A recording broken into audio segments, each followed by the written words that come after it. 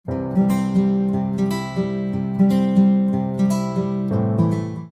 Friends, welcome to Roja classic. இன்றைக்கி நம்ம வீடியோவில் ரொம்பவே சிம்பிளான ஒரு ஸ்நாக்ஸ் ரெசிபி தான் செய்ய போகிறோம். நம்ம வீட்டில் இருக்கிற பொருளை வச்சு ரொம்ப ஈஸியாக செஞ்சிடலாம். ஒரு தடவை நம்ம செஞ்சு கொடுத்தோன்னா பிள்ளைங்க திரும்ப திரும்ப செய்ய சொல்லி கேட்பாங்க. அவ்வளோ ஒரு டேஸ்ட்டாக இருக்கும் இது. வாங்க எப்படின்றத வீடியோவில் போய் பார்க்கலாம். இது செய்யறதுக்கு பார்த்தீங்கன்னா ஒரு 3 முட்டையை முதல்ல நம்ம வேக வச்சு எடுத்துக்கலாம். வேக வச்சு நல்லா ஆறுனதும் மேல் ஓடு எடுத்துகிட்டு நம்ம இதை வந்து ஒரு பவுலில் தனியாக எடுத்து வச்சுக்கணும். நம்ம 3 முட்டை தான் எடுத்துருக்கோம். ஆனால் இது 4 பேர் இந்த ஸ்நாக்ஸ் வந்து சாப்பிட்றதுக்கு சரியாக இருக்கும். இப்போ இந்த முட்டைகளை வந்து நம்ம இந்த துருவலில் வச்சு நம்ம நல்லா துருவி எடுத்துக்கலாம். ரொம்ப சாஃப்டாக வச்சு துருவினாலே ரொம்ப ஈஸியாக வந்துடும்.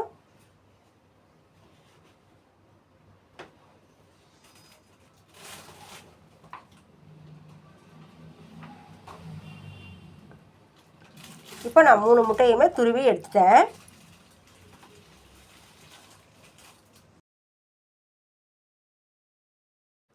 இப்போ நம்ம துருவின முட்டையில் ஒரு சின்ன ஸ்பூன் அளவில் நம்ம எல்லா பொருளும் சேர்க்கலாம். இதில் முதல்ல 1/4 ஸ்பூன் அளவுக்கு கரம் மசாலா தூள் சேர்த்துடலாம்.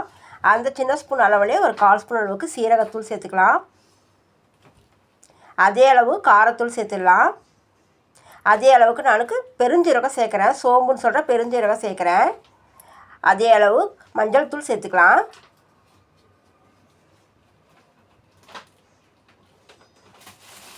இது பார்த்தீங்கன்னா நல்லா ஒன்றா எல்லாம் திரண்டு வர்றதுக்காக இதில் நான் 1.5 ஸ்பூன் அளவுக்கு கடலை மாவு சேர்த்துருக்கேன். நீங்கள் ஒரு வேளை கடலை மாவு இல்லைன்னு நினைக்கிறவங்க பொட்டுக்கடலை இருந்துச்சுன்னா வீட்டில் அதை மிக்ஸி ஜாரில் அரைச்சி கூட சேர்த்துக்கோங்க. இது முட்டையை வந்து ஒன்றா திரண்டு வர்றதுக்காக சேர்க்குறோம். நம்ம இதை வந்து பிரெட் க்ரம்ஸ் எதுவும் சேர்க்காம தான் இதை நம்ம பொரித்து எடுக்க போகிறோம். அதனால் நம்ம அது ஒன்றா திரண்டு வர்றதுக்காக நான் கடலை மாவு சேர்த்துருக்குறேன். கூடவே மேலே நல்லா கிறிஸ்பியாக வரணுன்றதுக்காக சோள மாவு 1 ஸ்பூன் அளவுக்கு சேர்த்துக்கலாம். சோள மாவு இல்லைன்னு நினைக்கிறவங்க அரிசி மாவு கூட சேர்த்துக்கோங்க.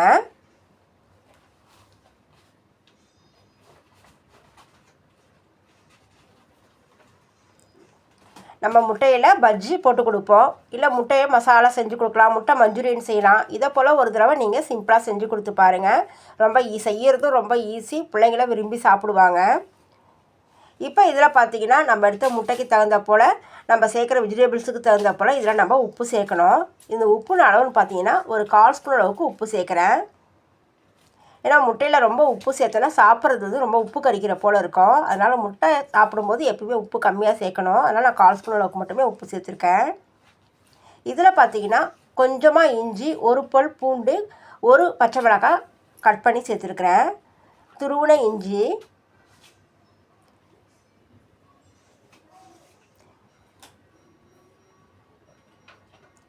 அடுத்து பார்த்திங்கன்னா இதில் நம்ம வீட்டில் இருக்கோம் இல்லையா காய்கறிங்கெல்லாம், ஏதாவது ஒரு காய் வந்து இதில் சேர்த்துக்கலாம். சின்ன துண்டு கேரட் எடுத்து அதை கேரட் துருவல் சேர்த்துருக்குறேன். அதே போல் குடமிளகாயும் கொஞ்சமாக கட் பண்ணி சேர்த்துருக்குறேன். நம்ம விருப்பம்தான். அடுத்து இதில் பார்த்திங்கன்னா ஒரு வெங்காயம் எடுத்து பொடியாக நறுக்கி அதையும் இது உள்ளே சேர்த்துடலாம்.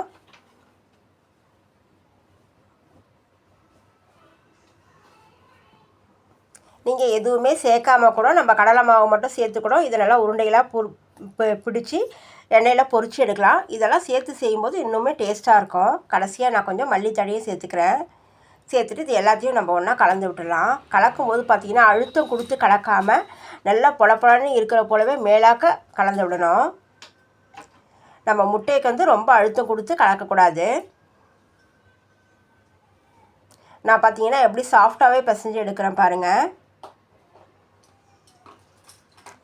இப்போ எல்லாத்தையும் கலந்து விட்டதுக்கப்புறம் இதை போல் நம்ம உருண்டைகளாக உருட்டி எடுத்துக்கலாம். நான் உருண்டையாகவும் இல்லாமல் ஓவல் ஷேப்பும் இல்லாமல் நடுவில் ஒரு ஷேப்பில் நான் வந்து உருட்டி வச்சுருக்கேன். இப்போ எல்லா முட்டைகளுக்கும் நம்ம ஒரு ஷேப் கொடுத்து எடுத்து வச்சிடலாம்.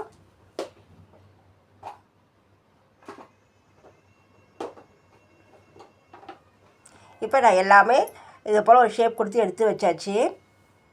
இப்போ நம்ம இது அப்படியே எண்ணெயில் பொரித்து எடுக்க போகிறோம். நம்ம இதுக்கு பிரெட் க்ரம்ஸ் எல்லாம் எதுவும் சேர்க்க போகிறதில்ல. எதுவுமே சேர்க்காமல் நம்ம நேரடியாக அப்படியே எண்ணெயில் பொரித்து எடுக்கலாம். இது பொரித்து எடுக்கிறதுக்கு எண்ணெயும் அதிகமாக செலவாகாது. கொஞ்சம் எண்ணெயிலே இதை வந்து நம்ம பொரித்து எடுத்துக்கலாம். வீட்டில் பிள்ளைங்க ஸ்நாக்ஸ் கேட்கும்போது ஒரு 3 முட்டை மட்டும் தான் இருக்குதுன்னா இதில் இதை போல் செஞ்சு கொடுத்தீங்கன்னா ஒரு 4 பேர் அளவுக்கு சாப்பிட்லாம். செய்யறதுமே ரொம்ப ஈஸியாக செஞ்சு முடிச்சிடலாம். நீங்கள் இதை டிப் பண்ணி எண்ணெயில் பொரிச்சு எடுக்கணும்னு நினச்சிங்கன்னா நீங்கள் பஜ்ஜி மாவில் கூட இதை டிப் பண்ணி பொரிச்சு எடுத்துக்கலாம். சாப்பிட்றதுக்கு நல்லாயிருக்கும். அப்படி இல்லைனா ஒரு முட்டையை உடச்சி ஊற்றி அதை நல்லா பீட் பண்ணி வச்சுட்டு அதுலேயுமே இதை டிப் பண்ணி நம்ம எண்ணெயில் பொரிச்சு எடுக்கும்போது அதுவும் சாப்பிட்றதுக்கு நல்லாயிருக்கும். இதை 2-3 வெரைட்டியாக செஞ்சு சாப்பிட்டோம்னா ரொம்பவே நல்லாயிருக்கும். இப்போ இதை பொரிச்சு எடுக்கிறதுக்கு தேவையான அளவுக்கு கடாயில் எண்ணெய் சேர்த்துடலாம். நான் கொஞ்சமாக தான் எண்ணெய் சேர்த்துருக்கிறேன். நல்லா ஹை ஃப்ளேமில் வச்சு எண்ணெயை நல்லா சூடுபடுத்திடலாம்.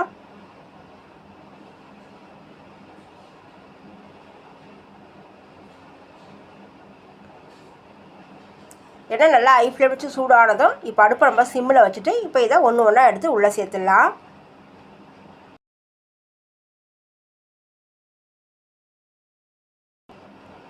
கொஞ்சம் கூட பிரிஞ்சு வராது.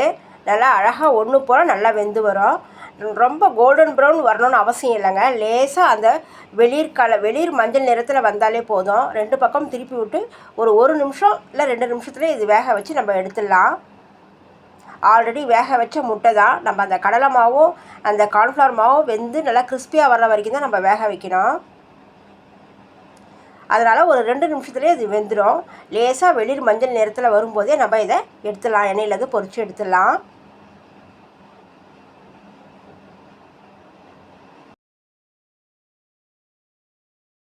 எண்ணெயில் நான் 2 பக்கமும் திருப்பி போட்டு 2 பக்கமும் நல்லா வெந்து நல்லா கலர் மாறி வரும்போது இதை நான் ஒன்று ஒன்றா எடுத்துடுறேன்.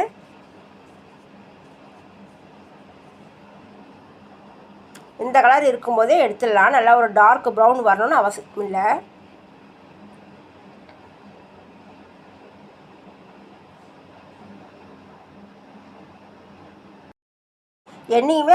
எண்ணெயுமே அதிகமாக செலவாகலை. நம்ம சேர்த்த எண்ணெய் அப்படியே இருக்குது பாருங்கள். நம்ம மீதம் இருக்கிறதையும் அந்த எண்ணெயில் சேர்த்து பொரித்து எடுத்துடலாம். நான் எல்லாமே பொரித்து எடுத்துட்டேன். ஒரு 2 ஸ்பூன் அளவுக்கு தான் எண்ணெய் குறைஞ்சிருக்குது. அவ்வளோதாங்க. 3 முட்டையில் ஒரு 4 பேர் சாப்பிட்ற அளவுக்கு ஸ்நாக்ஸ் வந்து ரெடி ஆகிடுச்சு. இதுக்கு சைடிஷாக தொட்டு சாப்பிட்றதுக்கு நான் மயோனஸ் செஞ்சுருக்கிறேன். நான் ஒரு முட்டையில் கொஞ்சம் எண்ணெய் சேர்த்துட்டு கொஞ்சம் மிளகு ஒரு பூண்டு சேர்த்து வீட்டிலேயே நான் மயோனஸ் செஞ்சுருக்கிறேன். அதை தொட்டு சாப்பிடும்போது பிள்ளைங்க ரொம்பவே ஆசையாக விரும்பி சாப்பிட்டாங்க. நல்லாவும் இருக்குதுன்னு சொன்னாங்க.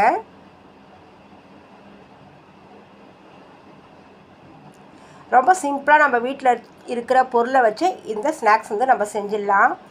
நீங்களும் இதை போல் ஒரு தடவை ட்ரை பண்ணி பாருங்கள்.